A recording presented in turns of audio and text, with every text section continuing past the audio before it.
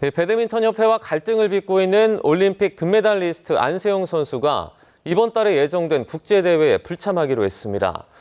문체부는 협회 운영 등의 문제가 없었는지 배드민턴 협회에 대한 조사에 착수했는데요. 관련 내용에 대해서 최동호 스포츠 평론가와 함께 얘기 나눠보도록 하겠습니다. 어서 오세요. 예, 안녕하세요. 네, 이제 배드민턴 올림픽 금메달리스트가 된 안세영 선수가 이제 이달에 출전하기로 예정이 되어 있던 국제대회에 모두 불참하기로 결정을 했다고요. 예, 그렇습니다. 어제 배드민턴 협회가 공식적으로 발표를 했습니다. 안세영 선수가 이제 소속팀인 삼성생명을 통해서 이제 부상이 진단서를 첨부해서 이번 달에 열리게 되는 세계 배드민턴 연맹 투어 대회에 불참하겠다라는 의사를 전달했다라고 합니다. 네. 자, 이번 달에 예정된 대회는 이 일본 투어가 있고요. 일본 투어에 이어서 일본 오픈이 있고요. 일본 오픈에 이어서 이제 코리아 오픈이 열리게 돼 있습니다. 이 두 대회 모두 다 참가하지 않겠다는 겁니다. 네. 이제 물론 부상의 영향도 있겠지만 일각에서는 이번에 협회를 향한 작심 발언이 좀 영향을 미쳤을 것이다. 이런 분석도 나오고 있거든요. 작심 발언에 영향이 없다고는 할 수는 없겠죠. 네. 자, 우선 올림픽이라는 큰 대회가 끝났고요. 올림픽에서도 부상당한 몸으로 출전을 했죠. 올림픽 끝나고 난 다음에 신체적인 피로도도 있을 거고요. 더군다나 이 파리 발언에 이어서 국내에서도 개인 후원을 풀어달라는 자신의 입장을 인터뷰를 통해서 공개를 했습니다. 그 네. 파장이 점점 커져가고 있거든요. 이 때문에 안세영 선수 본인으로서는 몸도 지치고 마음도 지쳤을 거라고 봅니다. 자, 이런 상황에서 굳이 올림픽 끝나자마자 급하게 이 오픈 대회에 출전한 것은 힘들 거라고도 생각할 수 있겠고요. 이번 대회에 열리는 두 대회 모두 다 참가를 포기한 거, 이건 충분히 이해할 수 있는 일이라고 봅니다. 이제 안세영 선수가 주장하는 건 이겁니다. 운동만 열심히 해도 경제적인 보상을 충분히 받을 수 있어야 한다. 이 부분을 좀 강조를 했었는데 그러면 현재 협회 규정은 어떻습니까? 충분한 어떤 보상이 조금 불가합니까? 어떻습니까? 좀 정확하게 얘기를 해야 될 것 같아요.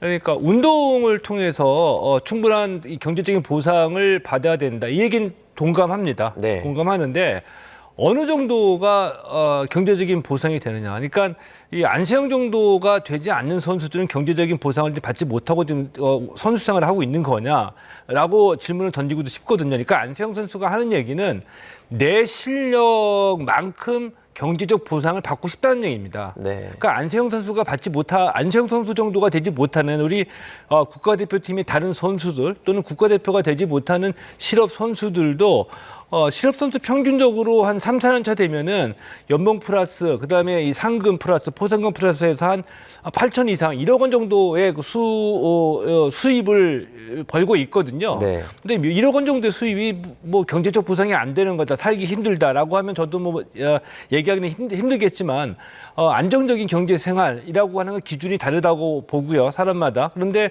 안세영 선수가 얘기하는 저 뜻은 정확하게 내 실력에 맞는 나의 인기에 맞는 경제적 보상을 받아야 된다라는 주장이라고 봅니다. 네. 현재 협회의 규정으로 보면 고졸 선수 기준으로 이제 많이 보도가 됐습니다. 연봉은 5천만 원을 넘어갈 수가 없고요. 3년 차 이내까지는 연봉 인상률이 7%로 제한이 돼 있죠. 네. 그리고 개인 후원은 거의 제한이 돼 있는데 후원을 받을 경우에는 이 대표팀 배드민턴 협회가 대표팀 스폰도 받고 있기 때문에 배드민턴 협회의 스폰과 겹치지 않는 딱 한 개의 브랜드만을 노출을 할 수가 있고요. 이 네. 브랜드도 동종업계, 그러니까 이 배드민턴 협회가 스폰을 받는 배드민턴 용품 업체와 전혀 다른, 예를 들면 커피 광고나 아니면은 스포츠웨어가 아닌 다른 업종의 이 브랜드 노출을 허락하고 있습니다. 그 안세영 선수 같은 경우에는 지금 배드민턴 실업 선수들이 어떤 받고 있는 계약금이나 연봉금 상한제 이런 부분도 언급을 했거든요. 이 부분에서 수익 책임 좀 어떻게 되어 있습니까? 좀 전에 말씀드린 대로 고졸 선수 기준으로요. 5천만 원이 상한이죠. 그리고 이 7%의 인상률로 제한이 돼 있기 때문에 5천만 원에서 출발한 이 지금 안세영 선수의 연봉은 한 6,100만 원 정도일 거라고 지금 추측을 하고 있습니다. 네. 이 조건은 다른 선수들도 똑같이 적용이 되고 있고요. 다만 이 안세영 선수 같은 경우에 본인이 뭐 그랜드슬램에 가까운 기록을 내고 있지 않습니까? 근데 그래서 자신과 비슷한 유명세 그리고 비슷한 실력을 갖고 있는 선수들과 비교해서 해외 선수들에 비해서는 워낙 이 수입이 적기 때문에 이 개인 후원을 통해서 수익을 얻고자 좀 풀어달라고 요청을 한 거고요. 네. 뭐 이런 요청은 뭐 충분히 선수 입장을 이해할 수는 있죠. 다만 이 연봉과는 다르게 이 안세영 선수 지난해 상금으로 벌어들인 수익이 8억 6천만 원이니까 한 9억 원 정도 된다라고 볼 수가 있겠고요. 네. 그리고 안세영 선수는 그 지난해 항저우 아시안 게임 끝나고 난 직후에 나는 그 운동에 전념하기 위해서 광고를 찍지 않겠다고 얘기했거든요. 네. 이 광고 부분은 선수가 자유롭게 출연해서 수익 활동을 할 수가 있습니다. 네. 근데 안세영 선수는 광고는 찍지 않고 이 개인 후원 부분만 지금 얘기를 하는 거죠. 그 협회가 만약에 이 개인 스폰서, 개인 후원을 광범위하게 좀 풀어줄 경우에 그러니까 협회의 입장은 좀 이런 게 있는 것 같습니다. 공식적으로 협회로 들어오는 어떤 후원금은 줄어들기 때문에 다른 선수들은 또 불이익을 받을 수도 있다. 이런 입장이지 않습니까? 배드민턴이 사실은 비인기 종목이죠. 이게 비인기 종목의 현실을 제가 두 가지로 말씀을 드리겠습니다. 이 후원과 관련돼서요. 이게 지금 이 요넥스 배드민턴 용품을 제작하는 요넥스가 이 대표팀을 지금 후원하고 있거든요. 네. 그런데 이 기업은 아무래도 후원하는 것만큼 후원한 그 이상의 홍보 효과를 노리겠죠. 대표팀을 후원하는 이유 딱 한 가지로 요약해서 말씀드리면 안세영 선수가 있기 때문입니다. 네. 안세영 선수만큼 해외에서도 알려지고 우리 국민들에게 이 알려진 그래서 홍보 효과가 큰 배드민턴 대표팀 이외의 선수는 알기는 힘들죠. 네. 때문에 안세영 선수가 없는 배드민턴 대표팀에 후원할 이유가 있을까? 기업에서는 굉장히 고민할 수밖에 없는 이유이고요. 네. 그랬을 때 안세영 선수가 빠지다 보면 대표팀에 후원할 이유가 없어지는 겁니다. 후원하더라도 금액이 적어지는 거죠. 자, 이 또 하나는 이 배드민턴과 같은 이 비인기 종목의 현실인데 배드민턴은 지금 실업팀이 남녀 모두 합쳐서 18개가 있거든요. 네. 이 18개 가운데 6개가 삼성생명과 같은 기업팀이고 나머지 33개가 있습니다. 33개 팀이 있는데 이 중에 6개 팀이 삼성생명과 같은 기업팀이고요. 나머지 팀은 지자체가 운영하는 팀입니다. 그러니까 서울시청, 뭐 화순군청 이런 지자체가 운영하는 팀인데 네. 왜 지자체 팀이 운동팀을 운영하느냐? 기업은 이 팀을 창단할 때 홍보 효과를 노리기 때문에 비인기 종목은 창단해야 될 이유가 없는 겁니다. 네. 홍보 효과가 적었어요. 그러다 보니까 기업이 창단하는 비인기 종목 팀이 적어지고 선수들은 있으니 일종의 공익적 성격으로 지자체에서 팀을 운영하거든요. 근데 이 지자체 팀이 후원이나 또 연봉에서 기업 팀과 경쟁하기가 어렵습니다. 만약에 연봉 제한을 풀어버리면 네. 예산이 상대적으로 넉넉한 기업팀에서 좋은 선수, 우수 선수 다 데리고 가겠죠. 이렇게 되면 지자체 팀이 팀을 운영하기가 힘들거든요. 네.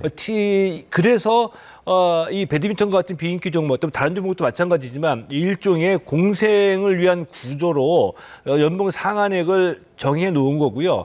이것이 이제 불만이 있다 보니까 그 상한선이 어느 정도의 금액이 적절한가는 따로 논의를 해야지 되겠죠. 그런데 비인기 종목은 지자체 팀이 굉장히 중요한 게 네. 이번에도 우리가 32개의 메달을 가지고 왔는데 32개 중에서 60% 이상이 비인기 종목에서 운영하는 지자체 팀 소속 선수들이 가지고 온 거거든요. 네. 그러니까 올림픽에서는 우리가 인기 종목보다도 비인기 종목이 훨씬 더 좋은 성적 거두잖아요. 근데 만약에 지자체 팀이 만약에 붕괴가 되면 한국 스포츠의 몰락으로 이어진다라고 말씀드릴 수가 있습니다.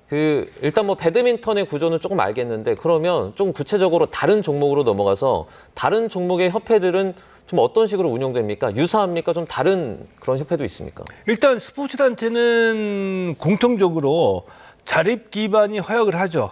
허약합니다. 그래서 스스로 이 수익을 창출할 수 있는 대표적인 구조 중에 하나가 바로 이 스폰서십 판매이거든요. 가장 많은 관심을 갖고 있는 대표 선수들이 뛰고 있는 경기, 이 대표팀이 출전하는 경기에 브랜드를 노출시키는 대가로 후원금을 받는 겁니다. 자, 그래서 이런 것들이 종목별로 대동소이하고요. 다만 이 배드민턴 협회 같은 경우에는 의류나 경기용품 전부 다 협회가 계약한 업체의 브랜드를 사용하다 보니 선수들에게 이 카라에 부착할 수 있는 단 한 개만 개인적으로 후원을 허용하고 나머지는 모두 다 협회가 계약한 업체의 용품이나 의류를 사용해야 된다고 규정한 거고요. 네. 이 협회에 따라서는 의류만 협회가 계약하고 신발이나 경기용품은 개인적으로 풀어주는 이런 협회도 있죠. 그러니까 협회별로 약간의 차이는 있습니다. 그러면 자, 배드민턴 우리 안세영 선수로 돌아와서 해외 선수들에 비해서 연봉이 좀 적은 것 같다 이런 얘기가 많이 나오고 있는데 어느 정도 차이 납니까? 대표적으로 많이 보도가 된 것처럼 그 인도의 푸살라 신도 선수 세계 랭킹 현재 12위인데 지난해 수익이 97억 원이었던 걸로 지금 알려지고 있죠. 네, 92억 원으로 저희가 92억 원 정도, 710만 달러이고요. 근데 이 710만 달러는 상금은 아무래도 랭킹이 낮다 보니까 안세영 선수보다 훨씬 적습니다. 그런데 네. 이 광고와 후원으로 인한 수익이 저 정도라는 건데요. 물론 이제 그 인도는 배드민턴이 인기 종목인 나라거든요. 때문에 저 신도 선수가 인도에서는 거의 뭐 김연아급 인기를 누리고 있다라고 보는 인기와 비례한 수입이라고도 볼 수는 있겠는데 안세영 선수로서는 좀 불만스러울 수 있는 그런 상황이죠. 그 배드민턴 협회 국가대표 운영 지침을 보면 뭐 선수가 지도자의 명령에 복종한다 이런 항목이 있다 그래요. 그런데 이게 뭐 다 있는 건 아니라면서요? 예, 그렇죠. 이 종목별로 이제 각 단체와 협회가 국가대표 운영 지침을 갖고 있습니다. 자, 이번에 문제가 됐던 이 배드민턴 협회의 국가대표 운영 지침에는 선수는 지도자의 명령에 복종해야 된다는 문구가 있어서 좀 문제가 됐죠. 네. 비교하면 양궁협회 같은 경우에는 이 선수의 복종 의무가 있는데 단 전제 조건이 있습니다. 전제 조건은 경기력 향상에 도움이 될 만한 네. 지도자의 지시라고 구별되어 있거든요.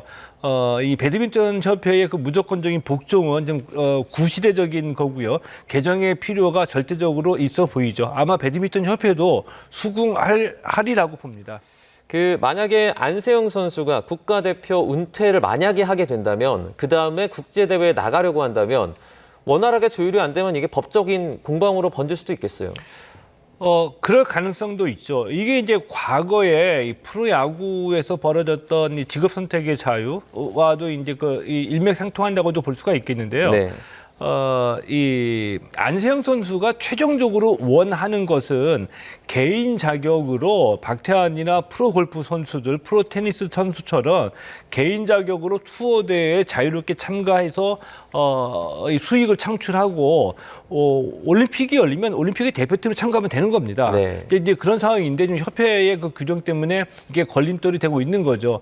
최악의 경우에는 아마 이 법정 싸움까지 갈 수도 있을 것 같은데. 네.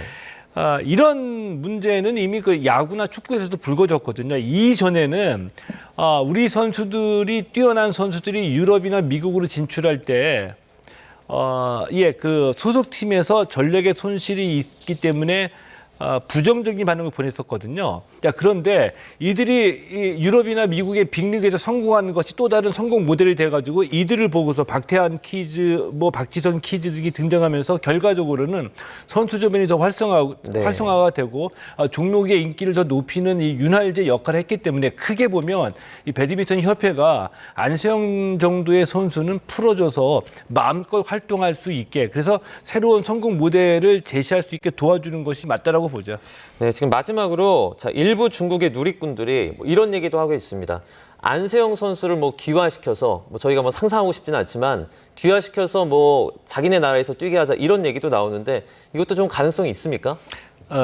저는 그 중국의 누리꾼들이 하는 얘기이고요. 만약에 네. 중국 배드민턴 협회나 체육 관계자의 어떤 고위 관계자의 책임 있는 발언이라고 한다면은 좀 더 신중하게 생각해 볼 필요는 있지만 인터넷에 오르내리는 누리꾼들이 어떤 댓글 정도의 글이거든요. 그런 내용이기 때문에 크게 신경 쓸 일은 없다라고 봅니다. 네. 알겠습니다. 여기까지 듣도록 하겠습니다. 파리올림픽 금메달리스트 안세용 선수가 사실 가장 행복해야 할 순간인데 좀 그렇지 못한 것 같아서 여러 가지로 좀 안타까운 건 있는 것 같습니다. 최동호 스포츠 평론가와 함께했습니다. 고맙습니다. 네, 고맙습니다.